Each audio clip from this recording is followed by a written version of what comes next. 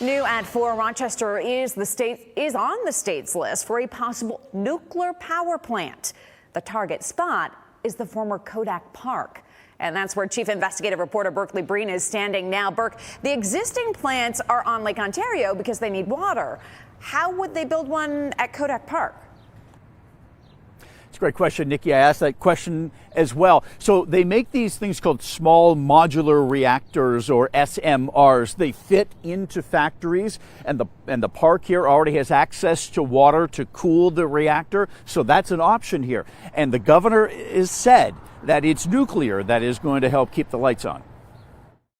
Nuclear energy, harnessing the power of the atom. That was Governor Hochul last year on a hot summer day and a bad microphone. She warned about rolling blackouts. We must radically increase supply starting now. So the governor made the State Power Authority put out a request for places willing to consider going nuclear. Red Rochester threw its hat in the ring and is on the Power Authority's list. It operates the power plant at Eastman Business Park. And that's where I met David Mazer. Is nuclear a good idea? If you care about lower energy bills for New Yorkers, residents, and businesses, it's the worst idea. Now, Mazer is talking about the state's general idea to add nuclear, not the idea to put it here. Mazer is the director of Penn Environment. He says nuclear is about the most expensive energy to make compared to wind and solar. So why do you think this is part of the plan? Because of high energy bills, the public and elected officials are clamoring for solutions. We're not going to make our climate goals or our energy goals, for that matter, with renewables alone. Scott Sikora is with Nuclear New York.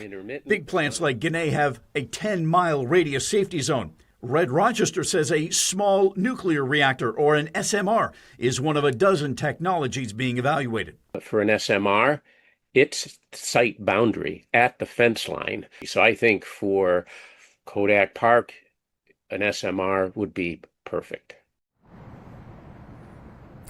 So I spoke on the phone today with the man who runs Red Rochester, and he put it this way. He said, look, they said, show of hands, who's interested in this? And so they decided to put their hand up. They threw their hat in the ring, is another way he expressed it. And he cautioned that this is still very early on. But he also did say they're trying to decarbonize this plant here, and so nuclear would be one way to do it. Nikki? And Burke, the state wants nuclear to produce 1 gigawatt of power. Would a small reactor at Eastman Business Park even do that?